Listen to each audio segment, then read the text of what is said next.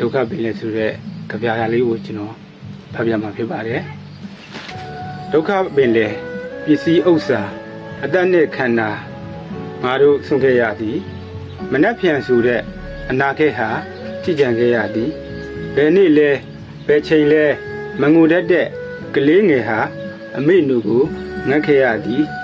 ကလေးကတစ်ဖက်အဝတ်ထုံးနဲ့မီးလောင်ပြင်မှာထွက်ခဲ့ရသည်တရားတဲ့သူနိုင်ကြီးတယ်လားတင်တို့ဘယ်မှာအိမ်ငိုက်နေတယ်လဲဒုက္ခပင်လေကြားမှာတင်တို့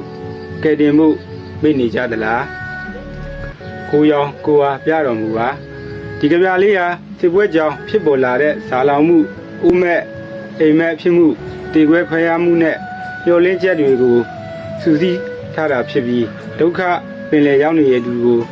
လက်လူမရှိကြဖို့လောကကြီးကိုအတန်တိတ်ဟော်ဟဲတိုင်းတည်နေတဲ့ကြပြလေးတစ်ပုဒ်ဖြစ်ပါတယ်